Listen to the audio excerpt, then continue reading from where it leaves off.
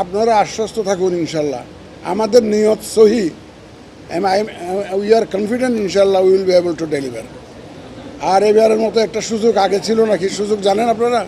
First of all শপথ যেটা নিয়েছি এই শপথের সম্মানটা আমি রাখতে চাই। এই শপথ যা নিয়েছে এটাকে আমি সমুন্নত রাখতে চাই।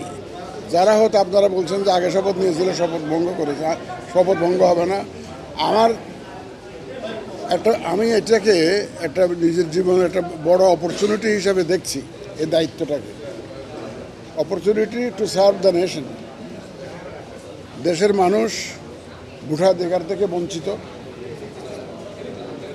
তারা ফ্রি ফেয়ার একটা ইলেকশনের জন্য অনেক সংগ্রাম করেছে, অনেক আন্দোলন করেছে বিগত বছরগুলোতে, এবার অনেকে রক্ত দিয়েছে।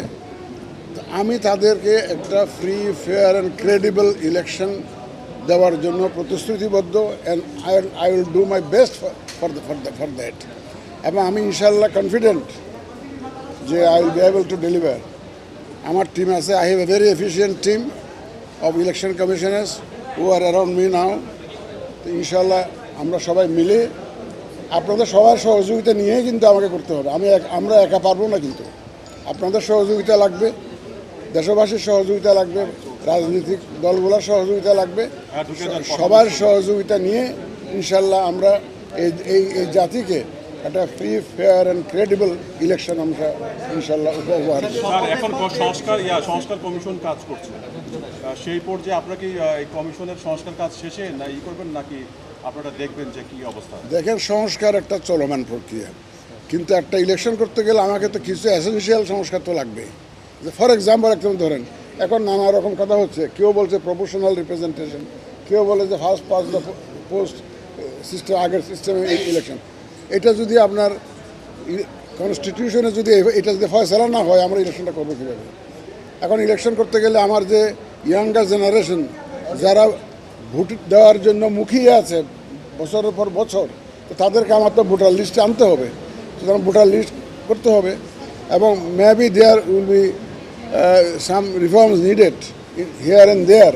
এখন কোথায় কোথায় রিফর্মস দরকার হবে, ইন্টারভেনশন দরকার হবে, সেটা তো আমরা রেডিলি পাবো ইনশাল্লাহ, যেহেতু একটা রিফর্মস কমিশন কাজ করছে ইলেকশন কমিশনকে রিফর্ম করার জন্য। তাদের পরামর্শ আসুক, আমরা দেখি যে কোনটা গ্রহণযোগ্য হয়, এটা যেগুলো গ্রহণযোগ্য হবে সেগুলো বাস্তবায়ন করতে হবে আমাদের। আর দেখেন, কনস্টিটিউশন অ্যামেন্ডমেন্ট রিফর্ম কমিশন কাজ করছে, they will also have lot of suggestions about the constitution. ভাই, কনস্টিটিউশন ঠিক না করে I am a product, my team is a product of the constitution. এই কনস্টিটিউশনটা যদি ঠিক না হয় তাহলে আমাদের যাত্রা তো আমরা এলোপাথারি হয়ে যাবে। কনস্টিটিউশন রিফর্মস কমিশনটা কাজ করছে, সুতরাং এটাও শেষ হোক, সব সুপারিশগুলো আসুক। বেশি দিন তো নাই, ওনারা তো সরকার বলছে ডিসেম্বর পর্যন্ত টাইম দিয়েছে, ইটস নট ফার অ্যাওয়ে, অতি অল্প সময়। আপনারা আশ্বস্ত থাকুন ইনশাল্লাহ, আমাদের নিয়ত সহি, উই আর কনফিডেন্ট ইনশাল্লাহ we will be able to deliver. আর এবারের মতো একটা সুযোগ আগে ছিল নাকি সুযোগ জানেন আপনারা? সেই সুযোগটা হচ্ছে, শুধু আমরা না, রাজনৈতিক দলগুলো যারা ইলেকশন করবেন তারা 15-16 বছর ধরে বলে আসতেছেন আমরা ভোটের অধিকার চাই, আমরা অবাধে ভোট দিতে চাই। সুতরাং তাদেরকে আমরা সাথে পাবো এবং তাদের ডিমান্ডটাকে আমরা বাস্তবায়নে সহযোগিতা করব সুতরাং আমাদের তো কোনো অসুবিধা নেই, তারাও জাতির কাছে ওয়াদাবদ্ধ। আজকে আর না, আমরা এখন ইলেকশন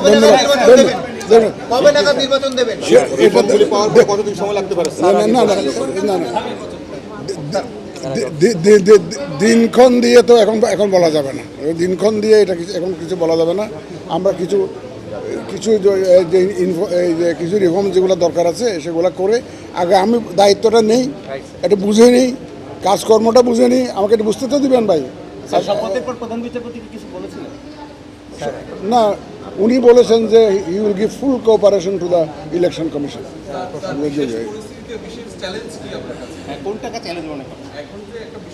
আমার হতে পারে এরকম বিশেষ পরিস্থিতি, আমার চাকরি জীবনে বহু আসছে, আমি তথ্য মন্ত্রণালয়ের সচিব ছিলাম, জ্বালানি মন্ত্রণালয়ের সচিব ছিলাম, স্বাস্থ্য মন্ত্রণালয়ের সচিব ছিলাম। বহু চ্যালেঞ্জ দেখেছি এবং ইনশাল্লাহ সাকসেসফুলি মোকাবেলা করেছি। চ্যালেঞ্জ মোকাবেলা করার সাহস এবং অভিজ্ঞতা আমার আছে। সুতরাং আমি ইনশাল্লাহ যে কোনো ধরনের চ্যালেঞ্জ আসুক, সংশ্লিষ্ট সবাইকে নিয়ে ইনশাল্লাহ we will overcome those challenges. Thank you. Second question sir, একটা মিনিট, হচ্ছে সংস্কার কমিশনের সংস্কার কথা বলছিলেন, আপনি কি এই যে নির্বাচনের ক্ষেত্রে সংস্কার কমিশনের সুপারিশ আসা পর্যন্ত অপেক্ষা করবেন? এটা সুপারিশটা এসে যাবে তো আপনার এই ডিসেম্বরে, টাইম তো বেশি দিন নাই। ওরা যদি আওয়ামী লীগকে কি নির্বাচনে আনবেন এরকম কোনো ইচ্ছা আছে? এটা it is premature for me two comment on this. অনেক বিতর্ক চলছে, বিতর্কের একটা ফয়সালা হোক, কিন্তু তাহলে আপনারাও দেখতে পাবেন যখন ফয়সালা হবে। চলো আমরা যাই, এখন পরে কথা হবে আপনাদের সাথে।